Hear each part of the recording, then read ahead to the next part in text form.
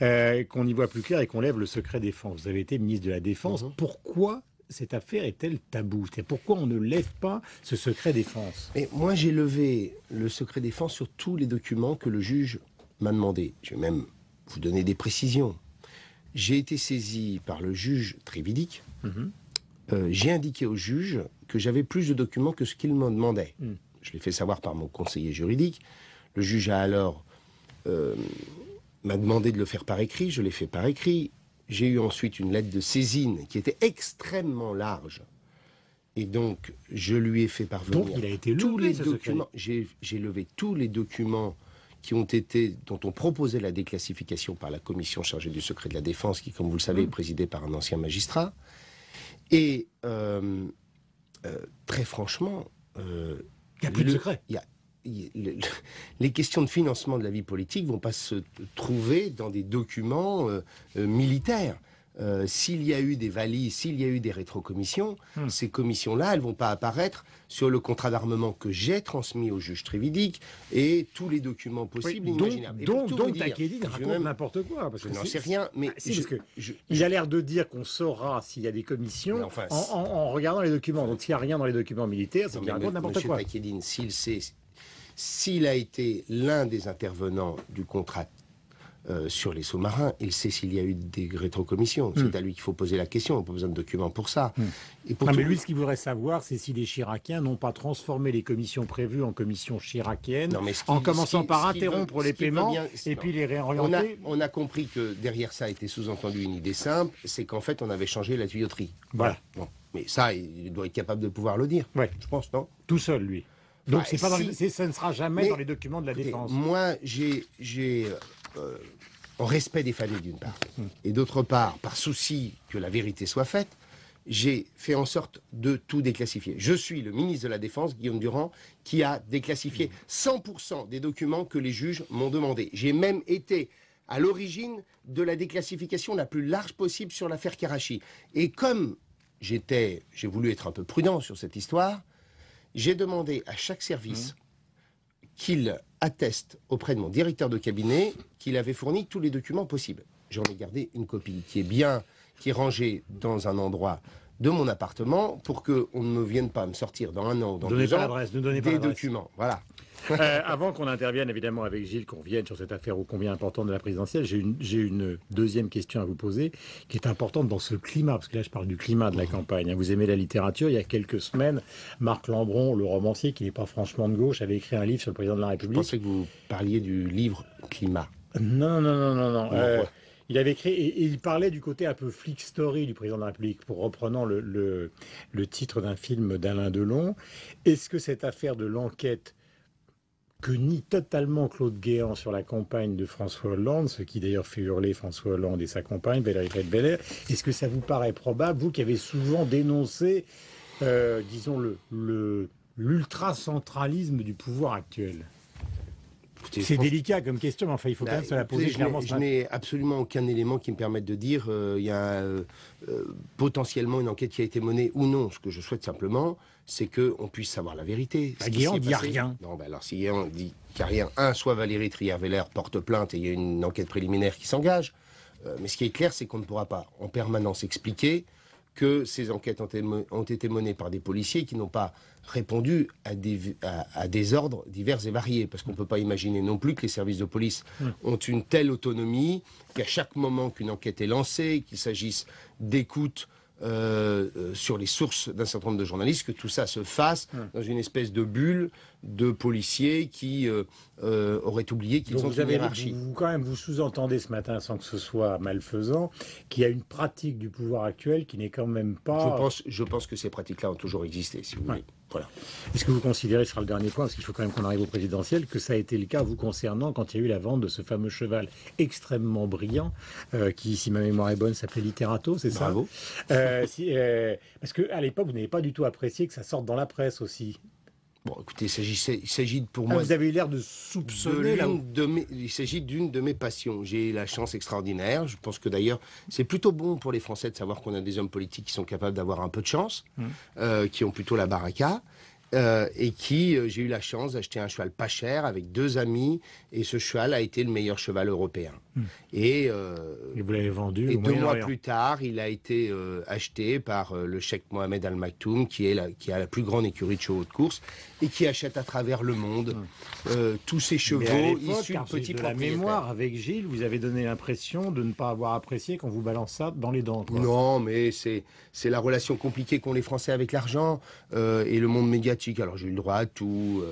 Je n'avais jamais rencontré le cheikh Mohamed Al Maktoum avant, même d'ailleurs pendant la vente, puisque ce sont ses collaborateurs qui le font.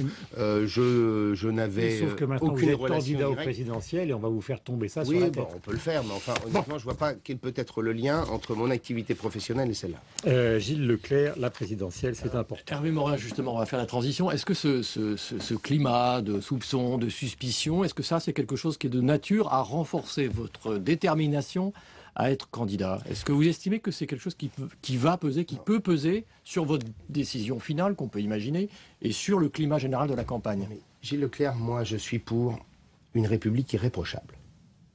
Je l'ai dit depuis des années. Je l'ai écrit dans un livre il y a quelques mois. Vous estimez qu'elle ne l'est pas aujourd'hui? Et j'ai fait des propositions Hervé extrêmement Morin, précises. vous estimez qu'elle ne l'est Je pas pense que complètement l'un aujourd'hui? des échecs de Nicolas Sarkozy est en effet d'avoir promis aux Français de nouvelles pratiques démocratiques et que ces pratiques n'ont pas été au rendez-vous sur les nominations, etc., etc.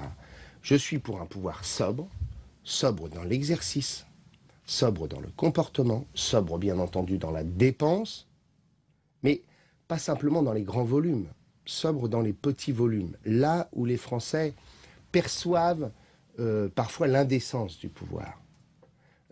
Et je suis pour une république irréprochable avec une idée simple, un référendum organisé par le président de la République quelques mois après son entrée en fonction sur la détention des sociétés de presse. Je pense qu'elles ne doivent pas être détenues par des entreprises qui ont des intérêts directs avec l'État, sur le cumul des fonctions ministérielles et des mandats locaux, sur le cumul des mandats. Comme les socialistes, je suis pour la suppression du cumul des mandats, et enfin sur les risques de conflit d'intérêts entre des activités privées Vous êtes en et train publiques. de nous, Je veux dire vous êtes par en là train de nous faire que votre programme, là, en quelque sorte. Je veux vous dire par là qu'on ne peut pas être avocat d'affaires et parlementaire, parce que même si on prend les plus grandes précautions, un jour ou l'autre, on finit par vous dire que si vous avez voté comme cela, ou si vous avez fait cette déclaration, c'est parce que vous avez un client Donc qui est plus de concerné. Copé, plus de Villepin, plus Vous ne de devez, Sarkozy vous dans ne la vie devez pas, politique. à mon sens non plus, être détenteur d'une entreprise, gérant d'une entreprise, qui a aussi des intérêts directs avec l'État en termes de commandes. Vous mettez tout cela. Et pourquoi je veux un référendum? Parce que c'est un acte solennel, symbolique de l'engagement d'un pouvoir qui décide d'en finir avec des Bon, pratiques. ça, ce sont des idées qui peuvent intéresser par les ailleurs, Français. je Vous pense- allez donc les porter, ces idées? Je les porterai, ces idées-là. À partir Et de pour quand? moi, le candidat centriste à l'élection présidentielle doit être le gardien et le garant d'un certain nombre de transformations, de mutations et de modernisation du pays, dont celle-ci, et en quelque sorte qu'il conditionne son soutien au second tour à un engagement très clair du candidat arrivé en tête. Quel qu'il soit? Non. Moi, non. j'ai toujours dit que mon soutien allait naturellement à un candidat de droite parce que je me retrouvais dans un socle de valeurs communes. Mais je dis, ce soutien doit être aussi Un conditionné soutien dans sous condition. comme dans toutes les démocraties européennes. Dans toutes les démocraties européennes, les formations politiques vont présenter leur programme et ensuite passe un contrat de législature dans lequel il y a un certain nombre d'engagements Mais- communs. Hervé Morin, comment vous expliquez quand même que l'annonce de la non-candidature de Jean-Louis Borloo, on aurait pu imaginer que vous ayez à partir de maintenant un boulevard devant vous. Non, On mais n'a ça, il n'y pas a jamais de l'impression- boulevard en la On matière. n'a pas l'impression que votre éventuelle et probable candidature suscite, pour l'instant, ça va peut-être changer, un énorme enthousiasme, y compris chez vos partisans, Non, par mais exemple. attendez. Que cette campagne électorale soit une campagne difficile pour un candidat centriste dont la famille est éclatée depuis des années et des années, ça n'a rien de nouveau. Que la difficulté vous empêche de combattre, ça n'est pas acceptable. Si vous estimez que vous avez un certain nombre de valeurs à défendre, un certain nombre de propositions à défendre, vous devez aller devant les électeurs. Quelle est la ligne? Donc vous irez au bout, parce Quelle que est la Jean-Louis Borloo légitime- n'est pas allé au bout de sa Quelle démarche. est la- Vous irez quoi qu'il arrive. J'ai de la chance, Non, mais Gilles pardon. Leclerc, j'ai de la chance. Ouais. J'ai des origines paysannes, d'une part, et d'autre part, ma mère m'a donné une qualité, la volonté. Donc vous irez au bout. Et moi, je ne suis pas de ceux qui se résignent comme ça du jour au lendemain. Dernière chose que je voudrais vous dire, puisque vous m'avez interrompu. Quelle peut être la légitimité du président du nouveau centre et des centristes d'avoir une représentation parlementaire, un groupe parlementaire, si nous refusons par nature de nous affronter aux électeurs et au suffrage universel? Quel peut être notre droit à considérer que nous devons être représentés et siéger à l'Assemblée nationale et au Sénat si à chaque moment, si à chaque élection, nous nous dérobons? Plusieurs questions justement dans ce registre, c'est important. D'abord, vous ne pouvez pas nous le dire ce matin, je suis candidat à partir du mois Non, parce que c'est pas le moment. Moi, j'aimerais qu'on parle... C'est quoi le moment? C'est un peu ambigu, je serai présent dans la bataille. Le moment, c'est... on le voit bien, c'est au mois de décembre ou au mois de janvier que s'annoncent les candidatures. Décembre, janvier, c'est Noël, évitez quand même. Enfin bon, j'ai dit mois de décembre, janvier. Bon. Vous voyez bien que aujourd'hui, c'est le temps de mettre sur la table un certain nombre de propositions. Alors on a parlé de démocratie, on pourrait parler d'économie. J'ai présenté mon projet économique il y a 3 mois qui s'appelle « Pour une reconquête économique de la France ». Bon, très bien, on peut le faire sujet par sujet. Qu'est-ce qu'on propose aux Français pour l'égalité entre les hommes et les femmes? Qu'est-ce qu'on propose en matière de logement? Tout ça, je l'ai mis sur la table et c'est ça dont j'ai envie de parler aux Français. Vous ne voulez pas le dire maintenant? Parce qu'il y a le temps du projet, il y a le temps de la candidature. Je vais vous poser une question qui va vous paraître absurde, mais c'est vrai que à la veille du premier tour de 2007, vous étiez le principal soutien de François Bayrou. Mais je ne regrette rien. Mais sur la République irréprochable, sur l'Europe, puisque c'est quand même aussi un des grands chevaux de bataille du nouveau centre. Mais pourquoi vous ne rejoignez pas Bayrou que vous avez quitté en 2007? La différence entre François Bayrou et moi, c'est qu'en 2007, j'ai fait On va dire Morin, parce qu'on fait de la télévision maintenant avec Gilles. Hein. On va dire Morin. Oui, enfin. Un jour pour Bayrou, le lendemain pour Sarkozy, puis après il se présente au candidat présidentiel pour être indépendant en même temps, rejoindre Sarkozy après. Alors. Guillaume Durand, vous qui connaissez mieux que moi la politique. Ah non. Je vous rappelle que François Bayrou a été membre du gouvernement Chirac, Balladur, président de l'UDF. Laissez-moi finir. Et que moi, j'ai toujours très clairement indiqué qu'au second tour, je voterai Sarkozy.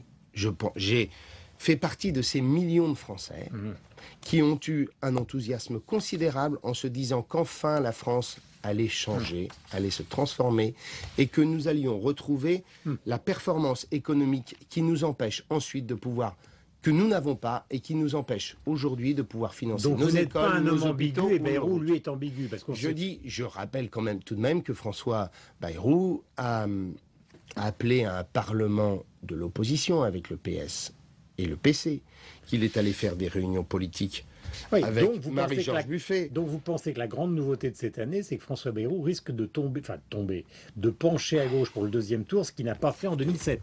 Il a célèbre scène du balcon avec Ségolène Royal. Il dit ce matin dans les Échos qu'il faut reconstruire, je le cite, un courant central de la vie politique. Oui, c'est nécessaire et inéluctable. D'ailleurs, c'est quelque chose que vous auriez pu dire. Je connais ce discours par cœur. Je suis au moins d'accord. Une dernière question et après.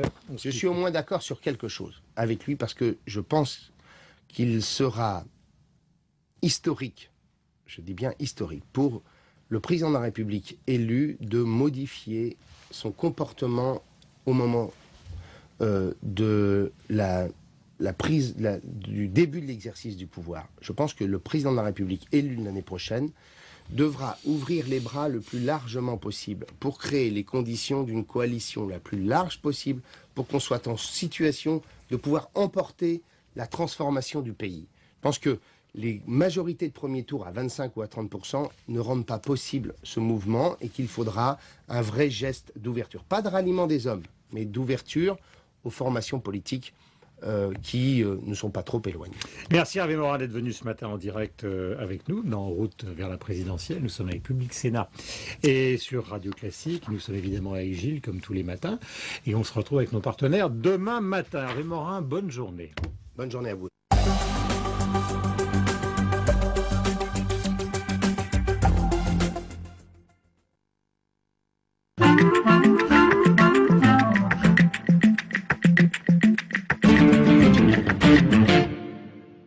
On a une pêche.